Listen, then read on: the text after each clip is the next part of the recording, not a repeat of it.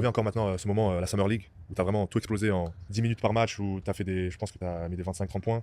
Est-ce que tu penses que justement ils Summer t'ont League, retenu quoi, NBA? Je crois qu'il s'est trompé là. Il a pas mis 30 points.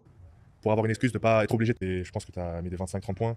Est-ce que tu penses que justement ils t'ont retenu pour avoir une excuse de ne pas être obligé de t'offrir? Summer League, mais il a pas mis 25 points, Summer League NBA, non? Non, il dit n'importe quoi, lui. En plus, il a dit en 10 minutes. Euh, il est. Non, Summer League. Ouais, il a tourné à 11 points en 13 minutes, il a fait 3 matchs. Qu'est-ce qu'il raconte? Putain, ils sont en train de me casser les couilles, le bar à côté là. un contrat par exemple? Franchement, ça, je le saurais jamais. Hein. Ouais. Je le saurais jamais parce qu'en gros, plus je jouais moins, plus je performais. Mm. Et après, ça a l'envie de me faire jouer plus, je sais pas. Peut-être qu'ils ont eu des contraintes. Après, il y a aussi Rob Dillingham qui a été drafté 7ème, je crois, ou 6ème. Et il était obligé de le faire jouer. Mais en gros, moi, je suis arrivé premier match. Ils m'ont dit, ouais, ne t'étonne pas si tu joues pas beaucoup. Tu viens d'arriver parce que je sortais de la prépa avec l'équipe de France. T'as eu avec un les jour JO. d'entraînement, c'est ça? Ouais, je me suis entraîné une fois. J'ai mis d'accord tout le monde. Et ils m'ont dit, ouais, ne t'étonne pas si tu joues pas trop au premier match. Et tout. Je dis, ah non, pas de soucis. Tout. Mais il m'a dit, tu vas monter crescendo. Ouais. Plus les matchs avanceront et plus toi tu vas plus jouer. Bon, premier match, je fais quoi, je fais un bon match, je joue 10 minutes. On me dit, ah ouais, chaque fois on venait vers moi après les matchs, on me disait, là, tu vas jouer plus, là tu vas avoir 25 minutes, etc. Mais en fait, ça arrivait pas. Et en gros, moi dans ma situation, j'en prends pour un con là. Mm. Si tu me dis rien et tu me promets rien, moi y a pas de souci, hein, je vais pas me plaindre. Mais si tu me dis, bon, prochain match, tu joues 25 minutes et t'en joues 10 ou 12, moi, tu vois, c'est normal qu'à un moment donné, il y ait un problème. Même si j'ai rien montré. Hein. Ouais. J'avais la bonne attitude, j'ai parlé à personne. Je C'était dur. me plaignais à moi-même, tu vois. Mais c'est comme ça, c'est le haut niveau, tu peux pas péter les plombs. Mais on voit que même si t'es nerveux, on sent que tu es toujours sous contrôle. Je suis toujours sous contrôle et je continue à faire mon taf à 100% et très bien même, tu vois. Donc en gros, c'est là où je suis fier de moi. Voilà, la Summer League, c'est 10-15 jours et voilà, j'ai montré une bonne image. J'ai prouvé à tout le monde que je pouvais jouer là-bas aux États-Unis. Et après, la Summer League, c'est un niveau différent, mais en tout cas, j'ai montré des belles choses. Hein. En restant sur les États-Unis, il y a eu une rumeur assez folle et assez bête, honnêtement, qui a annoncé l'approche d'une équipe NCAA. Déjà, la première question, c'est si là, La la direction NCAA, no cap! No cap! prochaine, tu joues en NCAA, tu mets combien de points par match? Je saurais même pas te dire, je connais pas le niveau NCAA, mais il y a que des jeunes, hein. C'est des gars de 17-18 ans. Ouais, et je pense que les Américains, ils ont pas Ah compris. bah voilà, tu vois, et comme il a dit, il connaît pas la NCAA. Donc la NCAA, déjà, c'est pas des mecs de 17-18 ans, il y a des mecs de 25 ans NCAA. Donc c'est pas que des jeunes, tu vois. Il y a même plus de vieux que de jeunes, tu vois. C'est ça que les gens, ils savent pas, genre. En NCAA, genre, quand t'es un freshman, genre, pour que t'aies du temps de jeu, c'est rare. Il n'y a pas beaucoup de freshmen, à part les 5 stars, il n'y a pas beaucoup de freshmen qui ont du temps de jeu. Il n'y a pas beaucoup de freshmen qui ont du temps de jeu en NCAA.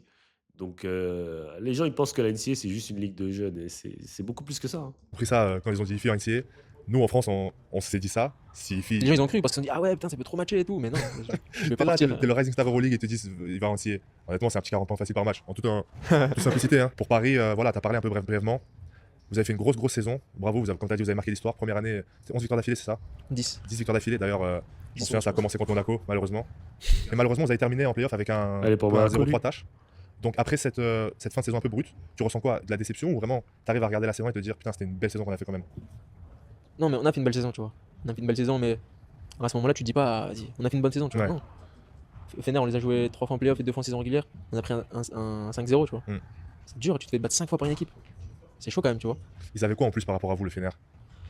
Ils avaient quoi en plus? Ils étaient beaucoup plus complets, ils nous ont dominé au rebond, ils étaient plus grands, plus physiques, ils ont été plus smart. Nous, on devait gagner. Les deux matchs par exemple, de saison régulière, on devait les gagner, tu vois. Ouais. J'ai vu que même avec Monaco, ça a été un problème, ça. Les extérieurs, ils sont vraiment grands au Fener. Ouais, Par exemple, Monaco, ils ont souffert sur ça. tu regardes leur line-up, il est grave grand, il est grave Ouais, physique, tout le monde est physique, tout le monde est grand, donc ils ont une domination, tu vois, c'est physique, c'est clair. Qui c'est qui t'a marqué le plus, le joueur en Euroleague cette année? Tu te dis waouh, quand même, il y a des niveaux et là, c'est très élevé. Moi, Vezekov, il arrive, il nous a mis 20 points en carton, j'ai dit, ah ouais. Ah, lui, il est horrible. propre, hein. Ouais. Propre, tout en finesse. Boum, que 3 points, N1, Il rend bam, fou, bam, bam, tips. Je regarde 20 points. En plus, ouais, tu les vois même pas, enfin, tu te dis, Tu il a les vois pas doublé. Non, moi je les ai vus 20 points à carton, je les ai vus. T'as Mais serré. quand j'ai vu, bam bam, il enchaînait, tac tac tac tac. Je dis, ah ouais, ok, d'accord. Bon. C'est différent. Ouais, Vezekov, c'est lui qui m'a impressionné le plus. Donc voilà, on s'approche vers la fin du podcast. Voilà, aujourd'hui, Rising Star de l'Euroleague. Qu'est-ce que tu dirais aux jeunes Nadirifi qui galéraient un peu dans les différents centres de formation aujourd'hui?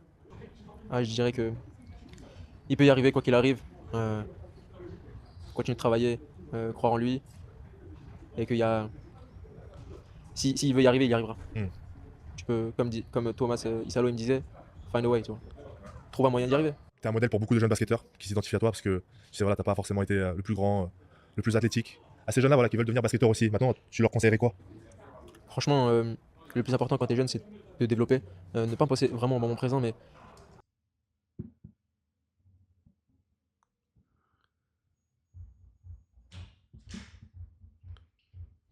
Bonjour. J'ai dans 15 minutes. Dans 15 minutes. tu sais, quand tu es jeune, tu as 14, 15, 16 ans, 17 ans, tu regardes beaucoup les autres. Tu sais, sur les catégories jeunes, il y a beaucoup de joueurs qui sont forts, qui sont plus forts que toi. Tu dis, ah ouais, lui il est grave fort et tout, c'est sûr, il va finir en pro, là, nan.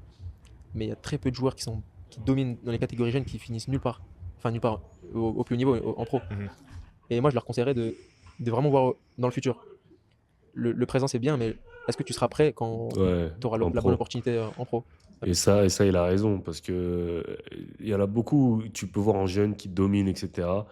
Mais c'est vraiment genre le développement, genre. Donc, est-ce que quand tu vas arriver en pro, tu seras prêt? Donc, c'est vraiment le développement qui compte. Et il a raison. C'est vraiment le développement qui compte. Qu'on va te mettre le terrain, est-ce que tu vas faire ce qu'il faut pour marquer les esprits de ton coach? Et c'est ça le plus important. Est-ce que tu es prêt à jouer en pro? Est-ce que tu domines en jeune? C'est bien. C'est bien pour les yeux des scouts, etc. Mais le plus important, c'est le futur. Est-ce que tu seras prêt quand tu auras l'opportunité de jouer en pro? Message, ça, parce que Au final, c'est ça. Ouais. Si tu domines pendant 6-7 ans avec les jeunes et tu arrives en pro, tu n'es pas au niveau, ça sert à quoi? En gros, c'est ça Exactement. l'objectif. Il y a des mecs qui sont, il y a des mecs qui sont, ils sont appuyés sur leur strength, sur leur qualité. Ok, par exemple, il y a des joueurs, ils n'avaient qu'une main droite, ils faisaient que de dominer depuis de U13 jusqu'à U18. Physiquement, ils dominaient, donc ils faisaient que ça, que ça, que ça. Arrivés en espoir, U21 avec les pros, ils peuvent plus faire la même chose. Fin. Ok. Bon, c'était un podcast intéressant. On va finir pour le live d'aujourd'hui. C'était un live intéressant, assez long. On se retrouve demain à 18h pour un live et voilà. Ok. Merci les gars.